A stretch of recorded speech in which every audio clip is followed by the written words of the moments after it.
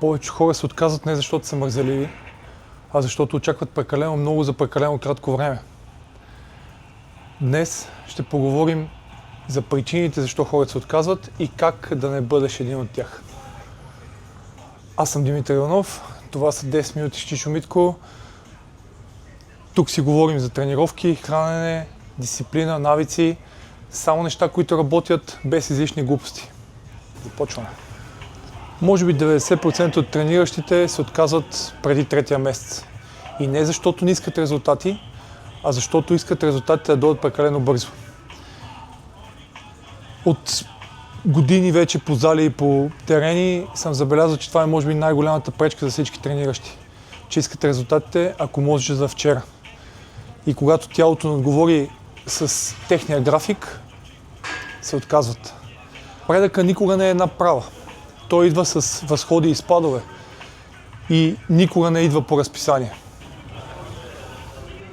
Инстаграм, Ютуб, Фейсбук и всички социални мрежи показват атлети, които са на хиляди часове тренировки. Сравнението с тях е пагубно още в началото, преди да започнете. Тези хора не са стигнали до тази форма за един месец. Може би са се отказвали в главата си хиляди пъти, но не са спрели. Заради това са на това ниво. Да сравнявате вашия първи ден на тренировка с нечий ден 1000 не е сравнение. Това е самосаботаж. Трябва да имате ясна причина защо го правите.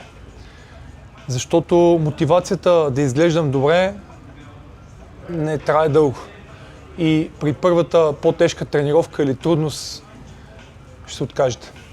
Хората, които издържат по-дълго, имат много по-дълбоки причини. Искат по-добро здраве, по-лесно да се справят с стреса на работа, по-високо самочувствие или дълголетие. Без ясна причина защо, всяка една трудност по време на тренировка или всяко едно препятствие много бързо ще ви откаже и ще приключите до там.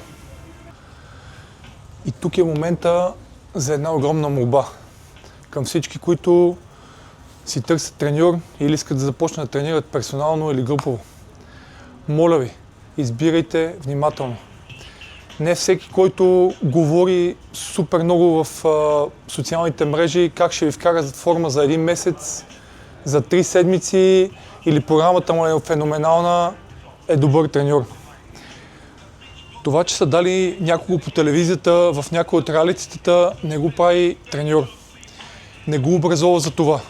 Ако преди реалити си бил електротехник, след като излезнеш от реалитето, нямаш уменията на топ треньор. Не се подлагайте по това. Същото се отнася и за хората, които са отишли на 1 или 2 състезания и си мислят, че вече разбират супер спорт. Могат да тренират хора и това ги прави добри треньори. Не. Това, че си участвал на състезание, не те прави треньор. Нямаш уменията за това. При мен са идвали хора, които са били на ръба от това да се откажат да спортуват, именно защото са срещнали топ треньори. И много ви моля, внимавайте на кого доверявате здравето си.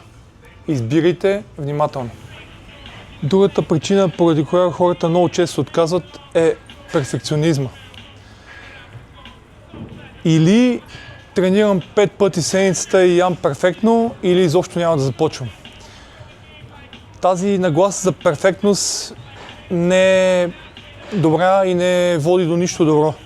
Защото така при първата пропусната тренировка поради причина, която не зависи от вас, и се отказвате. Затова по-добре да тренирате и да не търсите перфектност във всяка една от тренировките, ами дори да са 3 тренировки в седмицата, които не са перфектни, ще са по-добре и това за 6 месеца напред, ще бъдат по-добре отколкото 2 перфектни седмици и след това 6 месеца да не тренирате.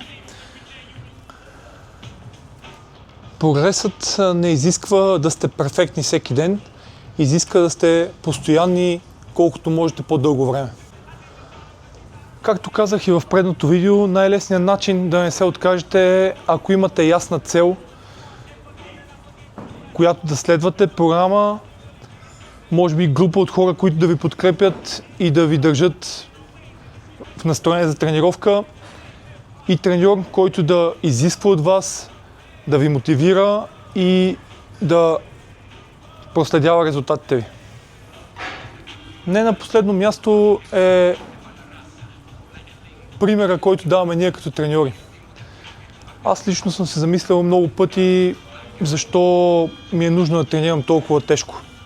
Защото за да състезаваш, особено кросфит състезанията са тежки, за да се състезаваш на някакво добро ниво, тренировките понякога са убийствени. И съм се замислял защо, нали, ми е нужно да го правя това, при положение, че това е хоби и не ми е работата. И тогава, като се замисля, всеки път сещам, че няма как да искаш от хората в групите, примерно, или в персонални тренировки да не се отказват, при положение, че при всяка по-тежка тренировка ти се отказва. Няма как да казваш на хората да ядат правилно, ако ти не се храниш така. Да не пушат и да не пият алкохол и след като си тръгнат от тренировката те видят горе на кафето как пушиш цигари или пиеш бира. Не е редно да даваме съвети на когото и да било, които ние самите не можем да следваме. Ако искаш да водиш и да бъдеш за пример, трябва да го показваш с действия, а не само на думи. Хората се отказват много често не защото са слаби, а защото очакват грешното нещо, следват грешните хора и нямат система и програма, която да ги държи стабилни в трудните дни. Аз съм Димитър Иванов, това бяха 10 минутки с Чичо Митко. Надявам се видеото да ви е допаднало и да ви помогне да не се отказвате от нещо, което искате. Ако е така и ви е харесало, споделете го с който има нужда да го види и да го чуе. До следващия път.